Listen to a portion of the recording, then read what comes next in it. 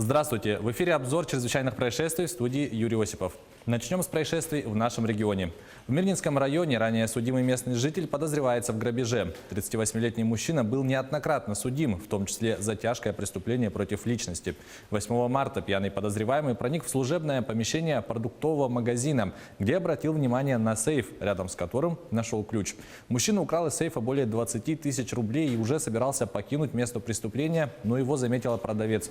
Когда женщина попыталась его остановить, злоумышленник толкнул ее и скрылся в неизвестном направлении.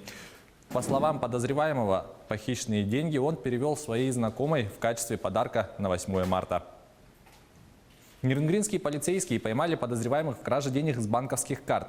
В феврале местная жительница потеряла свою сумку, в которой находились 3 банковские карты. Потерю обнаружил 22-летний молодой человек и решил воспользоваться находкой.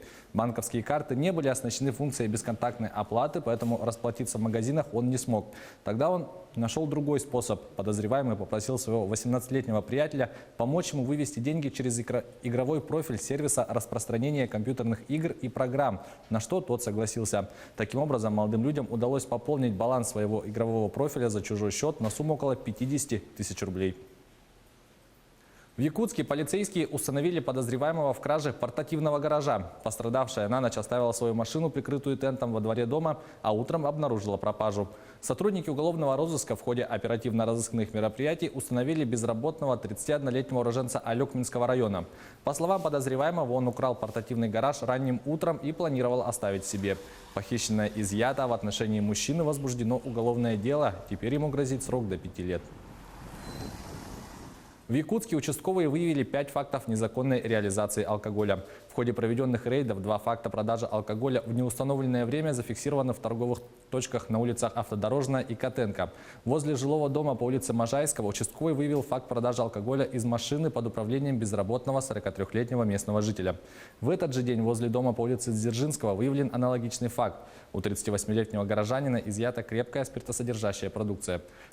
Третье выявление произошло возле дома на улице Семена Данилова. Мера административного характера принята в отношении 57-летнего уроженца Верхневилюйского района. В дежурную часть по Мирнинскому району с заявлением о краже обратился владелец шиномонтажной мастерской. Мужчина обнаружил, что 350 штук автомобильных камер общей стоимостью более 300 тысяч рублей похищены неизвестным. Сотрудники уголовного розыска установили личность подозреваемого. Им оказался 46-летний подчиненный потерпевшего. Незадолго до происшествия заявитель попросил подозреваемого отвезти камеры на склад временного хранения.